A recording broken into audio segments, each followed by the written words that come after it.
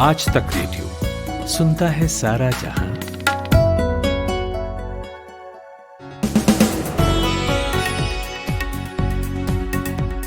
नमस्कार, मेरा नाम नितिन ठाकुर है। 8 फरवरी तारीख है आज, दिन सोमवार।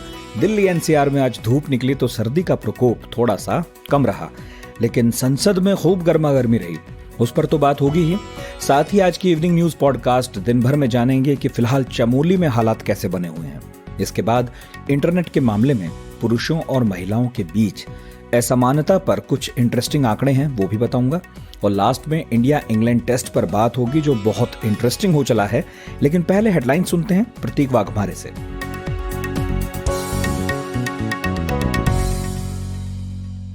प्रधानमंत्री नरेंद्र मोदी ने आज राज्यसभा को संबोधित करते हुए कहा कि एमएसपी था, है और रहेगा। साथ ही उन्होंने किसानों से आंदोलन खत्म करने और चर्चा जारी रखने की अपील की है। उधर किसान नेता राकेश टिकैत ने कहा है कि वे उसी पंच और मंच के साथ चर्चा के लिए तैयार हैं। उत्तराखंड के चमोली में कल ग्लेशियर टूटने से अब तक लगभग 19 लोगों की जान चली गई है। कल शाम से ही एजेंसियों की तरफ से राहत बचाव का काम किया जा रहा है। उत्तराखंड पुलिस के मुताबिक कुल 202 लोग लापता हुए हैं, जिनमें से कुछ को बचा लिया गया है। तमिलनाडु में होने वाले विधानसभा चुनाव से पहले पूर्व मुख्यमंत्री जयललिता की साथी रही शशिकला की वापसी हुई है। बता दें कि करीब 4 साल तक वो जेल में रह चुकी है। देश में पिछले 24 घंटों में कोरोना के 11,800 से ज्यादा नए मामले सामने आए और 84 लोगों की मौत हुई है। वहीं अब तक देश में करीब 58 लाख लोगों को वैक्सीन लग चुकी है। जमीनों को लेकर धोखाधड़ी रोकने के लिए यूपी सरकार राज्य की जमीनों को 16 अंकों के एक यूनिक कोड के जरिए अलग पहचान देने जा रही है। इस यूनिक कोड नंबर के जरिए ये पता लगाया जाएगा कि जमीन कृषि की है, रिहायशी है या फिर कमर्शियल। भारत में ट्विटर की पब्लिक पॉलिसी निदेशक महिमा कौल ने इस्तीफा दे दिया है। ट्विटर की तरफ से कहा गया कि महिमा मार्च के अंत तक अपनी जिम्मेदारी संभालती रहेंगी और कार्य परिवर्तन में मदद करेंगी। पाकिस्तान में हिंदू अल्पसंख्यकों और उनके धार्मिक स्थलों की दुर्दशा को उजागर करने वाली एक रिपोर्ट सामने आई है।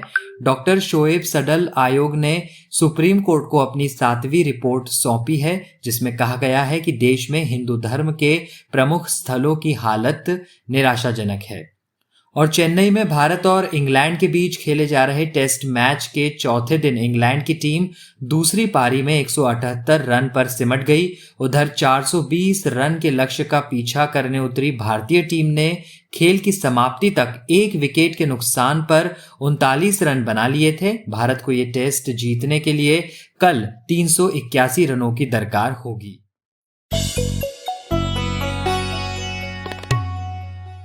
आज राज्यसभा में प्रधानमंत्री मोदी खड़े हुए थे राष्ट्रपति के अभिभाषण पर धन्यवाद प्रस्ताव देने। लेकिन जब भाषण खत्म करके बैठे तो कई ऐसी बातें कह चुके थे जिन पर पूरे दिन देश में चर्चा चलती रही। करीब 1.25 घंटे में पीएम ने बहुत कुछ कवर किया। किसान आंदोलन पर बोले, अपनी सरकार की उपलब्धियों पर बोले, विपक्ष पर हमला बोले, कई पूर्व प्रधानमंत्रियों को याद भी किया। तो पहले आपको ये सुनाता हूं कि प्रधानमंत्री मोदी किसानों से जो बातचीत का मामला चल रहा है उस पर क्या बोले। और मैं लगातार हमारे कृषि मंत्री जी लगातार किसानों से बातचीत कर रहे हैं, लगातार मीटिंगें हो रही हैं और अभी तक कोई तनाव पैदा नहीं हुआ है। एक दूसरे की बात को समझाने का प्रयास चल रहा है और हम लगातार आंदोलन से जुड़े लोगों से प्रार्थना करते हैं कि आप आंदोलन करना आपका हक है, लेकिन इस प्रकार से बुजुर्ग लोग वहाँ बैठे ये ठीक नहीं है। आप उनको सबको ले जाइए, आप आंदोलन को खत्म कीजिए। आगे बढ़ने के लिए मिल बैठ करके चर्चा करेंगे, रास्ता खुले है। ये सब हमने कहा है। मैं आज भी इस सदन से माध्यम से भी निमंत्रण देता हूँ। फिर उन्होंने एमएसपी पर भी आश्वासन दोहराया। मैं विश्वास दिलाता हूँ कि मंडियाँ अधिक आधुनिक बने, अधिक प्रतिस्पर्धी होगी। इस बार बजट में भी उसके लिए हमने प्रावधान किया है। इतना ही नहीं, एमएसपी है, एमएसपी था, एमएसपी रहेगा। और इसके अलावा प्रधानमंत्री मोदी ने अपना विरोध करने वालों पर भी तंज कसे। मैं हैरान हूं, अचानक यू टर्न ले लिया भाई, ऐसा क्यों किया? ठीक है, आप आंदोलन के मुद्दों को लेकर के इस सरकार को घेर लेते, लेकिन साथ साथ किसानों को भी कहते हैं कि भाई बदलाव बहुत जरूरी है, बहुत साल हो गए, अब नई चीजों को लेना पड़ेगा, तो देश आगे बढ़ता है। लेकिन अब मुझे लगता है कि राजनीति इतनी हावी हो जाती है कि अपने ही विचार छूट जाते हैं। इसके अलावा प्रधानमंत्री ने कहा कि देश में जो है एक नई प्रजाति पैदा हुई है, इसे आंदोलन जीवी कहा जा सकता है। ये हर उस जगह जा पहुंचते हैं जहां आंदोलन होता है। प्रधानमंत्री तो सदन के अंदर ये सब बातें कहते हुए चुटकियां लेते रहे, लेकिन उनका भाषण दिल्ली की सीमा पर जो किसान नेता बैठे हैं, उनमें एक है राकेश टिकैत, उनको रास नहीं आया। वो पत्रकारों से बात कर रहे थे और क्या रिएक्शन उन्होंने दिया वो सुनाता हूं। प्रधानमंत्री जी को अपील करनी चाहिए, जिस तरह से गैस के सिलेंडर पे जनता से अपील करी कि सब्सिडी छोड़ने की, अब प्रधानमंत्री को अपील करनी चाहिए कि जो सांसद हैं, जो विधायक हैं, जो एमपी हैं, जो वो पेंशन ले रहे हैं, वो कितने लोग पेंशन छोड़ देंगे। हमारे नौजवानों को पेंशन नहीं है और मेंबर पार्लियामेंट और इनको पेंशन है, तो एक अपील प्रधानमंत्री जी उनके लिए भी कर दें कि जो विधायक एमपी पेंशन छोड़ दे, उसका धन्यवाद करेगा ये मोर्चा। वे बातचीत करना चाहते हैं तो हमारा मोर्चा बात करेगा, हमारी कमेटी बात करेगी, हमारे पंच भी वही है और हमारा मंच भी वही है। तो आज प्रधानमंत्री की तरफ से जैसी बातें सुनने को मिली और फिर किसान नेताओं की उस पर प्रतिक्रियाएं आईं, उससे कई सवाल उठे हैं। हमने बात की इंडिया टुडे टीवी के national affairs editor Rahul Srivastava से और आज सदन में पीएम के तेवर पर सवाल पूछे। देखिए, प्रधानमंत्री और सरकार को पिछले कई दिनों से राज्यसभा में लगातार हमला झेलना पड़ रहा था 3 कृषि कानूनों को लेकर के, और विपक्ष एक संयुक्त रूप से कोशिश कर रहा था कि सरकार को किसान विरोधी ठहराया जा सके।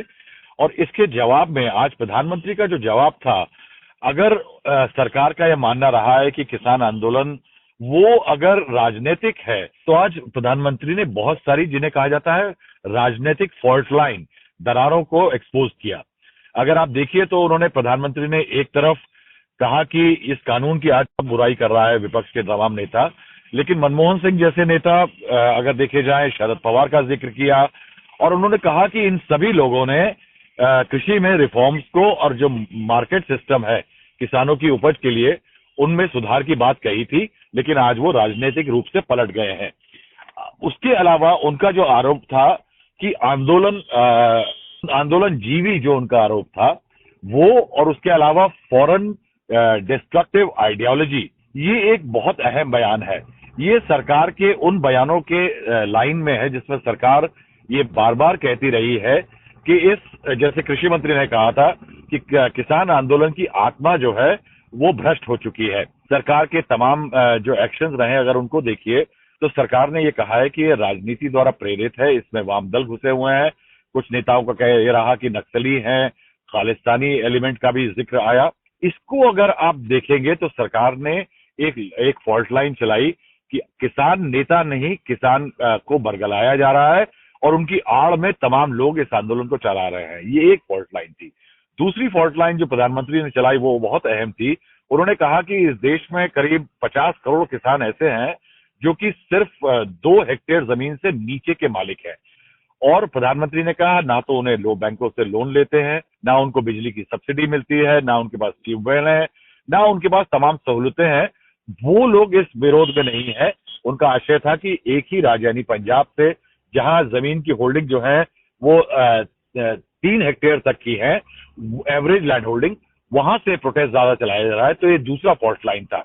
इसके अलावा यही नहीं कि एक तमाम फॉल्ट लाइन्स को चलाया, यहां तक कि कांग्रेस के अंदरूनी कलह को भी उन्होंने हवा दी। आप देखिए कि उन्होंने कहा कि गुलाम नबी आजाद, जो कि नेता प्रतिपक्ष कांग्रेस के नेता है, वरिष्ठ नेता है, उन्होंने अपने बयान में राज्यसभा में सरकार की तारीफ की थी जम्मू कश्मीर के मामलों को लेकर के। एक लाइन प्रधानमंत्री ने जरूर आज तय कर दी है कि सरकार इस बात पे अडिग है कि बिल वापस नहीं होंगे। सरकार ने आश्वासन दिया कि एमएसपी थी, है और रहेगी। उन्होंने कहा कि सरकार को एक बैलेंस क्रिएट करना है कंज्यूमर और किसान के हक में। देखिए, आशय कहने का यह था कि एक तरफ मांग हो रही है एमएसपी और दरें बढ़ाने की खेती की, दूसरी तरफ सरकार पे दबाव रहता है कि देश में गरीब से गरीब को, ज्यादा से ज्यादा लोगों को सस्ता अनाज मुहैया कराया जा सके। सरकार, यानी प्रधानमंत्री का कहना यह था कि अगर कीमतें बहुत ज्यादा बढ़ाई गई तो देश में एक बड़ा वर्ग किसानों का नहीं, कंज्यूमर का है, जो अनाज का उपभोग करता है, उसका भी इंटरेस्ट सरकार को देखना है। तो कहा जाए कि ये जो भाषण था आज प्रधानमंत्री का, वो आज के समय में जो राजनीति है उसको पूरी तरह एड्रेस करता हुआ एक संपूर्णतया पॉलिटिकल एड्रेस था। राहुल जी, पीएम ने तो साफ कह दिया है कि बातचीत के लिए सरकार तैयार है, एमएसपी भी रहेगी, लेकिन फिर भी राकेश टिकैत का जैसा रिएक्शन आया वो बहुत पॉजिटिव तो नहीं कहा जा सकता। तो ऐसे में क्या आगे बातचीत के सफल रहने की संभावना दिखाई देती है? देखिए, कहा जा रहा है कि बैक चैनल से सरकार की किसान संगठनों से बातचीत चल रही है, लेकिन सरकार ने आज अगर प्रधानमंत्री का अभिभाषण देखें या नरेंद्र सिंह तोमर कृषि मंत्री जो हैं उनका अभिभाषण देखें, जो कि 2 दिन पहले हुआ था, उससे एक बात तय है कि सरकार ने अपनी तरफ से आखिरी प्रस्ताव रख दिया है, और वो है कि 1.5 साल करीब तक ये कानून मुलतवी किए जाएंगे और इस दौरान बातचीत करके मामला हल किया जाएगा। ये सरकार का आखिरी प्रस्ताव है। तो अगर बातचीत करनी है तो किसान संगठनों को आगे आना होगा इन शर्तों में बात करने के लिए। प्रधानमंत्री का बयान भी अगर आप देखें तो उन्होंने कहा कि तमाम बातों पे बातें हुई राज्यसभा में कि ये आंदोलन में सरकार ने क्या किया, किस चीज में क्या किया, लेकिन ये नहीं बताया कि उनको कानून से मुद्दा क्या है। उन सरकार का आज भी कहना यही है कि हमारी डिमांड फिक्स, हमारे प्रपोजल फिक्स्ड है, आप इन शर्तों पे आइए। तो देखना ये होगा कि क्या किसान संगठन इन शर्तों पे बातचीत करने के लिए दोबारा सरकार के साथ राजी होते हैं, तो किस संदर्भ में राजी होते हैं। इसलिए ये कहना कि अभी की बातचीत में उनका रुख कड़ा होगा, ये जरा थोड़ा जल्दबाजी होगा। लेकिन किसानों पे भी किसान संगठनों पे इतना दबाव है इस समय, क्योंकि वो लड़ाई को इतनी दूर ले जा चुके हैं, इतने महीनों से प्रोटेस्ट कर रहे हैं और एक ही मांग कर रहे हैं कि कानून रद्द होने चाहिए। वो किस मुंह के साथ सरकार के इस प्रपोजल पे कि सिर्फ 1.5 साल के लिए मुलतवी होगा, उस पर दोबारा बातचीत करने जाते हैं। इसलिए मैं कहूंगा कि अभी बातचीत का एक रास्ता बहुत खुलता नहीं दिख रहा। दूसरी तरफ अगर बातचीत शुरू भी होती है तो अगर कड़ा रुख देखा जाए दोनों तरफ का, तो बातचीत का कोई बहुत जल्द हल निकलता भी नहीं दिखता। राम राम भाइयों, मैं हूं मनबीर भाटी, दल्लूपुरा नोएडा से। मौज आ गई आज तो, खजाना सुधारा मिल गया। आज हमने सुना है पॉडकास्ट आज तक रेडियो पे। ऐप बड़े हैवी बतौले आज हैं भाई, खबर ऐसी सी बतावें मजा सा आ जा। अच्छा नॉलेज भी बहुत सारा है। तो मेरा तो भाई होगा मामला सेट। रोज नहानो है, धोनो है, बाबा सु आशीर्वाद लेनो है और फिर लत्ते पहन के मुझे मोबाइल पे चलाना है आज तक रेडियो। मेरी शॉप पे अब बजेगा सिर्फ आज तक रेडियो। सुन के देखो, सारा जहां सुन रहा हो। उत्तराखंड के चमोली में ग्लेशियर टूटने की घटना को 24 घंटे बीत चुके हैं। उत्तराखंड पुलिस का एक ऑफिशियल आंकड़ा आया है, उसके हिसाब से 202 लोग अब भी लापता हैं। 20 के करीब शव जो है वो बरामद हुए हैं। तपोवन की दूसरी सुरंग जो है, जिसमें लोग अभी भी फंसे हुए हैं ऐसा माना जा रहा है, वहां पर रेस्क्यू ऑपरेशन चल रहा है। काफ़ी लोग हैं जिन्हें बचाया भी गया है।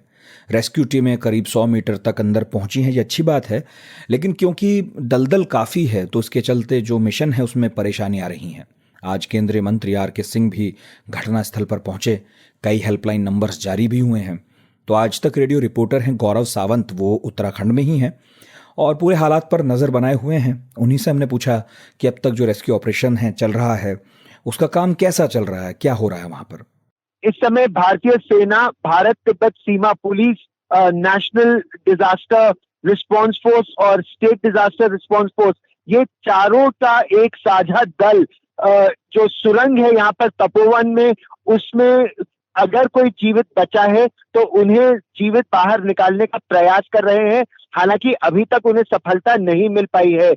इसमें लगभग 8 से 10 फीट ऊंचा मलबा भर गया था जो कल तेज पानी के बहाव के साथ आया। तो आर्मी, आईटीबीपी और एनडीआरएफ के जो अर्थ मूवर्स हैं और जेसीबी मशीन्स हैं, वो निरंतर एक के बाद एक सुरंग में घुसकर मलबे को बाहर निकालकर फिर उसे पानी में डाल रहे हैं ताकि वो रास्ता साफ किया जा सके और लोग अंदर जा सके। लगभग 4 बजे शाम को एक टीम अंदर घुसी हुई थी। उन्होंने प्रयास भी किया, उनके पास ऑक्सीजन सिलेंडर्स थे, गैस मास्क थे, लगभग 10 फुट ऊंची उनके पास लकड़ियां भी थी, ये देखने के लिए कि वो अंदर घुसे और अगर कहीं ज्यादा दलदल है तो उसमें फंसे ना। एक बार फिर ये प्रयास शाम 6 और 7 के बीच में किया जाएगा। इसमें आईटीबीपी का डॉग स्क्वाड भी उनकी मदद ली जा रही है, लेकिन अभी तक उन्हें सफलता नहीं मिल पाई है। अच्छा गौरव, अभी भी किस तरह के चैलेंजेस का सामना रेस्क्यू टीम को करना पड़ रहा है और कल के लिए क्या प्लानिंग है?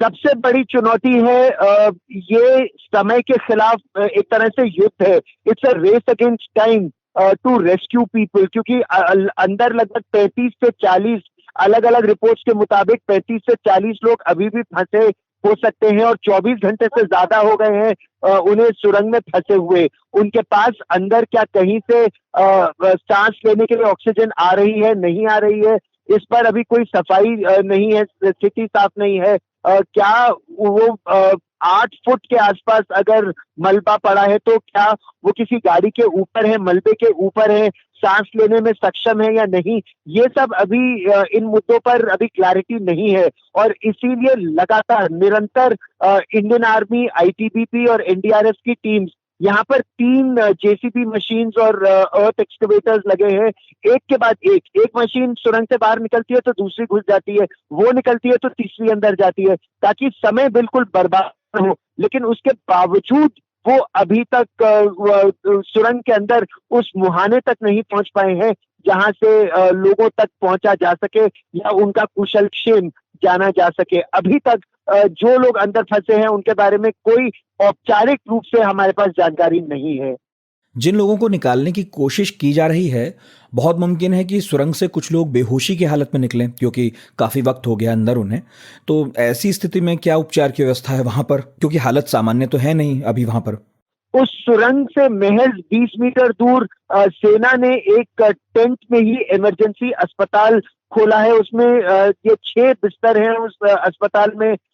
उसे मेडिकल एड पॉइंट कहते हैं सेना की भाषा में, एमएपी। और इस मेडिकल एड पॉइंट पर सेना के आर्मी के डॉक्टर और बैटलफील्ड नर्सिंग असिस्टेंट्स, उनकी पूरी टीम है।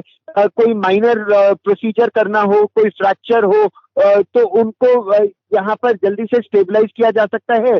और ये महज सुरंग से 20 मीटर के फासले पर है और इसी के बिल्कुल बगल में आर्मी की एम्बुलेंसेस और उत्तराखंड सरकार की एम्बुलेंसेस हैं।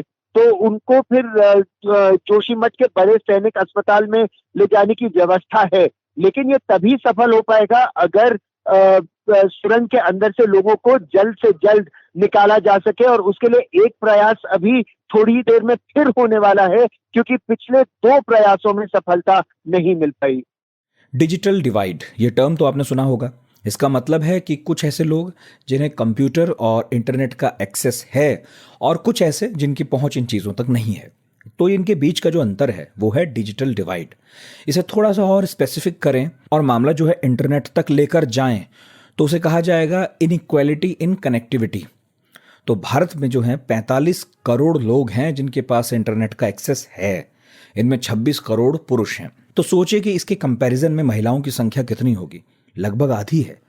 और अगर रूरल इंडिया की बात करें, ग्रामीण भारत की, तो फिर 28% महिलाएं ही ऐसी हैं जिनकी पहुंच इंटरनेट तक है। तो ये डिवीज़न इतना क्यों है और अगर ऐसा ही रहा तो आने वाले वक्त में इसका असर क्या देखने को मिलेगा? और एक और सवाल है कि भाई अगर इस गैप को पाटना है तो कैसे पाटा जाए? तो ये सभी सवाल हैं, इनके जवाब तलाशने के लिए मैंने बात की अपार गुप्ता से, जो इंटरनेट फ्रीडम फाउंडेशन के फाउंडर हैं और ऐसे ही जो मसले हैं उन पर लगातार काम करते हैं। देखिए, ज्यादातर घरों में इंटरनेट जो इस्तेमाल किया जा रहा है ग्रामीण भारत में, वो स्मार्टफोन के द्वारा किया जा रहा है। उनके पास लैपटॉप और टैबलेट तो है नहीं जैसे शहरों में होते हैं। और जब एक घर में डिवाइस, स्मार्टफोन एक होएगा या 2 होंगे, वो ज्यादातर लड़कों को दिए जाते हैं। और हम देखें कि ज्यादातर परिवारों में ये भेदभाव तो होता ही है, लड़कों को ज्यादा आगे बढ़ाया जाता है हर चीज में, शिक्षा में, काम में। तो ये जो मानसिक और ये सामाजिक जो पूरा वातावरण बना हुआ है, जिनमें पुरुषों को ज्यादा चीजें दी जाती है, ज्यादा खाना दिया जाता है, तो वैसे ही ज्यादा इंटरनेट भी दिया जाता है। और मेरे हिसाब से सही बात नहीं है। और इंटरनेट अगर कम वर्ष से लड़कियों को नहीं दिया जाएगा तो उनकी डेवलपमेंट में और उनके बाद के जो सारे ओवरऑल हेल्थ न्यूट्रिशन, अगर आपको लगता है अगर वो लड़की खुद ही घर भी संभालना चाहती है, उसे इतनी जानकारी नहीं पाएगी कि वो घर कैसे अच्छी तरह संभाले, वो पैसे कहाँ इन्वेस्ट करे, वो अपने आप को इंडिपेंडेंटली अपने काम नहीं कर पाएगी। अच्छा अपार जी, अगर ऐसा ही रहा तो आने वाले वक्त में इसका असर देखने को क्या मिलेगा और किस तरह का गैप उभर कर सामने आ सकता है?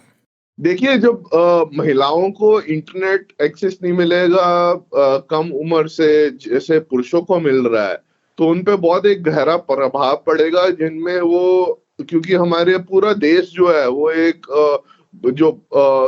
सोसाइटी बन रहा है, वो पूरा इंटरनेट से जुड़ा जा रहा है। आज की डेट पे पेंशन, राशन से लेके लोगों के कोई भी जॉब अपॉर्चुनिटी, जानकारी हेल्थ की, तो मेरे हिसाब से ये प्रभाव जो पड़ेगा वो सिर्फ इस तरीके से नहीं पड़ेगा कि वो दोस्त या मित्र नहीं बना पाएंगे अपने, वो पढ़ाई नहीं कर पाएंगे, वो कुछ भी जानकारी नहीं पा पाएंगे जिससे वो अपने आप को सही तरीके से एक ऐसे संसार में प्रस्तुत कर पाए और उसमें काम कर पाए जो ज्यादा से ज्यादा स्मार्टफोन से जुड़ता जा रहा है। तो इसमें हम सब की और उनकी पेरेंट्स, फैमिली, सरकारों की नीतियां ऐसी बननी पड़ेंगी जिनमें महिलाओं को और फैसिलिटीज मिले और स्मार्टफोन मिले और उनको ये पूरा संसाधन मिले। आखिर में एक और सवाल है। देखिए, समस्या तो हमने पकड़ ली है, समस्या तो है, गैप है, लेकिन पाटा कैसे जाए, उपाय क्या है? देखिए, सबसे पहली चीज तो ये करी जानी चाहिए कि जैसे अगर घर में भी नहीं मिल पा रहे महिलाओं को स्मार्टफोन डिवाइसेस, तो कम से कम जो कम उम्र की लड़कियां हैं जो स्कूल जाती हैं, जहाँ जैसे मिड डे मील दी जाती है, वैसे उनको स्मार्टफोन डिवाइसेस भी दिए जाए कि वो स्कूल में इस्तेमाल कर पाए, जैसे उन्हें पूरी तरीके से कट ऑफ नहीं हो। और भी सरकार नीतियां ला सकती है जिसके अंदर अगर घर में किसी को स्मार्टफोन महिलाओं के लिए खरीदना है, वो स्मार्टफोन मुफ्त में दिया जाए या उस पर सब्सिडी दी जाए, और या उसका जो 4G प्लान है वो मुफ्त में हो, या अगर महिलाओं को उनके घर में एक स्मार्टफोन और 4G कनेक्शन दिया जा रहा है तो 2 कनेक्शन फ्री हो जाते हैं उसके साथ, जैसे पुरुषों का भी और महिलाओं का भी। तो बहुत सारी चीजें सोच विचार से आ सकती हैं। डेटा तो अभी आया है, पर हम ये काफी समय से जानते हैं, पर इस डेटा के आधार पे अब हम काफी सोल्यूशन के बारे में सोच सकते हैं और मुझे लगता है कि ये अभी करना चाहिए।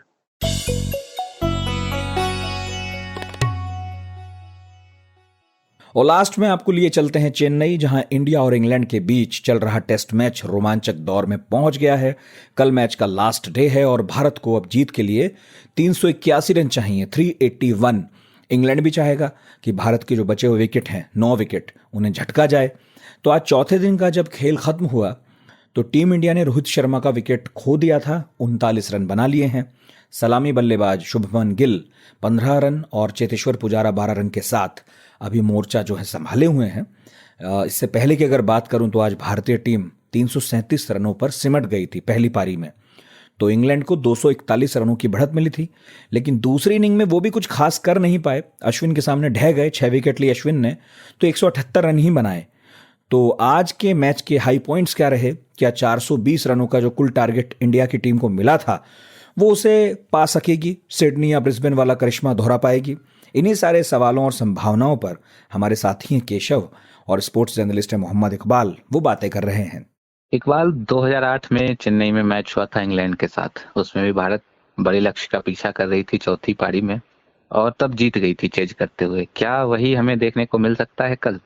देखिए, 2008 का जहां तक जिक्र कर रहे हैं आप, उस मैच में हमें एक जबरदस्त स्टैंड मिला था। पहले विकेट के लिए शतकीय साझेदारी की हुई थी वीरेंद्र सहवाग और गौतम गंभीर के बीच में, और उस तरह की साझेदारी इस मुकाबले में नहीं हो पाई है। तो जाहिर सी बात है कि एक झटका ये, ऊपर से ये कि हम वहां 387 चेज कर रहे थे, यहाँ हम 420 चेज कर रहे हैं। वर्ल्ड रिकॉर्ड बनाना होगा हमें, और जिस तरह का पिच का बिहेवियर है, लगता नहीं कि ये टेस्ट मैच जो है हम जीत पाएंगे। मुझे लगता है कि ये टेस्ट मैच या तो ड्रॉ होगा या फिर भारतीय टीम इस टेस्ट मैच को हार रही है। अगर मान लीजिए भारत को जीतना है हालांकि जिस तरह से ईशांत शर्मा मैच खत्म होने के बाद आज का खेल खत्म होने के बाद आए और उन्होंने कहा कि हम पॉजिटिव साइड देख रहे हैं और हम ये देख रहे हैं कि 381 रन हमें बनाने हैं, तो उसके लिए भारत को क्या करना होगा? क्या मतलब जो बॉक्सेज हैं उसको टिक करने होंगे? देखिए, बहुत सिंपल है। अगर आपको टेस्ट मैच जीतना है तो जो किया था शुभमन गिल ने ब्रिस्बेन में, वही चीज दोहराना होगा। और शतक वहां चूक गए थे वो, यहाँ पर शतक पूरा करना होगा। चेतेश्वर पुजारा, विराट कोहली, अजिंक्य रहाणे, ऋषभ पंत, ऐसा नहीं है कि ये रन चेज नहीं हो सकते, बड़े नाम हमारे पास हैं। लेकिन अगर आप चेज कर रहे हैं, मतलब जीत के लिए आप खेल रहे हैं, तो डेफिनेटली पहली बात तो ये कि आपको विकेट बचा के खेलना होगा और आपको कंसिस्टेंटली रन रेट मेंटेन करके रखना होगा, तभी जाकर के आप जीत सकते हैं। जो कि जैसा अगेन मैं कह रहा हूं कि इस पिच को देखते हुए बहुत बहुत मुश्किल काम लगता है, लेकिन क्रिकेट क्योंकि अनिश्चितताओं का खेल है, तो देखिए अगर टीम में ये बात चल रही कि नहीं अभी भी हम जीत के लिए जाएंगे, तो फिर मुझे लगता है कि एक और रोमांचक टेस्ट मैच हम देखने के लिए तैयार हो जाएं कल। आपने ब्रिस्बेन का उदाहरण दिया। ब्रिस्बेन में हमारे पास विराट कोहली नहीं थे, विराट कोहली इस बार हैं हमारे पास। लेकिन क्या इंग्लैंड के जो गेंदबाज हैं, मैं स्पिनरों की बात कर रहा हूं, उनमें इतना दमखम है कि भारतीय टीम को निपटा सकें? क्योंकि हमने पहली पारी में देखा जो भारतीय विकेट गिरे उसमें काफी सॉफ्ट डिसमिसल्स थे, जो कि आमतौर पे वैसे विकेट नहीं मतलब भारतीय बल्लेबाज देते हैं। तो क्या आप देखते हैं उसमें इंग्लैंड की कुव्वत है टीम के पास ऑल आउट करने की? देखिए, अगर नाम के हिसाब से जाएंगे तो जैक लीच और डॉम्बेस कोई बहुत बड़े नाम नहीं है, लेकिन क्योंकि 5वें दिन की पिच है, पिच में काफी वियर एंड टियर है, तो ऐसी सूरत में जरूर उनको परचेज हासिल होगा सरफेस से। लेकिन आपने ठीक कहा कि विराट कोहली की भी वापसी हो गई है। वर्ल्ड की अगर बेस्ट बैटिंग की अगर हम बात करें तो हमारे पास बेस्ट बैटिंग यूनिट है, इसमें कोई संदेह नहीं होना चाहिए किसी को। और हम क्योंकि ऊपर से अपने घर में खेल रहे हैं तो जरूर पॉजिटिव साइड ये है हमारे लिए। लेकिन अमूमन ऐसा अगर हो जाता है तो फिर ये इतिहास के पन्नों में दर्ज होगा, क्योंकि सबसे बड़ा रन चेज जो है 418 रनों का, जो कि वेस्ट इंडीज ने किया था 2003 में, तो हमें वर्ल्ड रिकॉर्ड बनाना होगा। और रवि शास्त्री की टीम है और रवि शास्त्री बहुत पॉजिटिव माइंडसेट के इंसान हैं। अगर वो चाहते हैं कि यहाँ हम ऑल आउट जाएं और रन चेज करें जीत के लिए, तो फिर कुछ भी मुमकिन है। लेकिन यही है कि बच के खेलना होगा, बहुत मुश्किल होगा। और कभी कभी गेंदें काफी ज्यादा शार्प टर्न ले रही हैं, जो फुटमार्क फास्ट बॉलर्स ने बनाया है उसके आसपास अगर गेंद टप्पा खाती हो तो वहां से बहुत ज्यादा टर्न मिलता है। रोहित शर्मा का एग्जाम्पल लीजिए, वो गेंद बिल्कुल भी रफ पे पिच नहीं हुई थी, ऑफ स्टंप मिडिल के आसपास जो है गेंद टप्पा खाई थी। और इसके बाद जो है रोहित शर्मा ये सोच रहे थे कि शायद ये गेंद आर्म डिलीवरी है, सीधी निकलेगी। उन्होंने बिल्कुल सामने शॉट ऑफर किया, लेकिन गेंद टर्न हुई और ऑफ स्टंप के बिल्कुल किनारे पे टकरा करके विकेट ले गई। तो यहाँ पर थोड़ा सा दुविधा बल्लेबाजों के लिए भी रहेगी कि वो ये भी भांपने में थोड़ी सी गलतियां कर सकते हैं कि कौन सी गेंद टर्न होगी, कौन सी गेंद सीधी रह जाएगी। चलते चलते एक आखिरी कमेंट ईशांत शर्मा पर हो जाए। 300 टेस्ट विकेट उनके हो गए हैं, सिर्फ तीसरे भारतीय तेज गेंदबाज हैं 300 टेस्ट विकेट लेने वाले। तो उनकी यात्रा जो देखें, 2007 का जो दौरा है ऑस्ट्रेलिया का, वाका का जो टेस्ट है, कप्तान पूछते हैं एक ओवर और डालेगा तो वो कहते हैं हाँ डालूंगा, और वहां से जो यात्रा शुरू हुई है ईशांत शर्मा की और आज तक, कैसे देखते हैं इसको? नहीं, बहुत बड़ी उपलब्धि है डेफिनेटली। 300 टेस्ट विकेट लेना बहुत बहुत बड़ा कारनामा है ईशांत शर्मा के द्वारा। ये लगता नहीं है कि ईशांत शर्मा 100 टेस्ट खेलने के करीब पहुंच गए हैं, लेकिन देखिए वो 100 टेस्ट मैच के करीब पहुंच रहे हैं, धीरे धीरे बिल्कुल नजदीक हैं। लेकिन जो कारनामा उन्होंने किया है जरूर ये बहुत बड़ी उपलब्धि है। लेकिन हाँ, एक स्टैट भी मैं बताता चलूं कि वो स्लोवेस्ट 300 विकेट तक पहुंचने वाले गेंदबाज हैं। इससे पहले ये रिकॉर्ड डैनियल विटोरी के नाम था, जिन्होंने कि सबसे ज्यादा मैचेस लिए थे 300 विकेट तक पहुंचने के लिए। अब जो है ईशांत शर्मा वो गेंदबाज हो गए हैं जिनके नाम स्लोवेस्ट 300 विकेट हैं टेस्ट क्रिकेट में। लेकिन उनकी उपलब्धियों को कतई ये कम नहीं करते। तो दिन भर का लेखा जोखा आज यहीं तक। कल सुबह 7:30 बजे फिर हाजिर हो जाऊंगा आज का दिन लेकर। दिन भर के प्रोड्यूसर प्रतीक वाघमारे और साउंड मिक्सिंग कर रहे हमारे साथी कपिल देव सिंह को इजाजत दीजिए। मेरा नाम नितिन ठाकुर है। कुछ कहना सुनना हो तो radio@aajtak.com पर मेल जरूर कीजिएगा। सुनते रहिए आज तक रेडियो।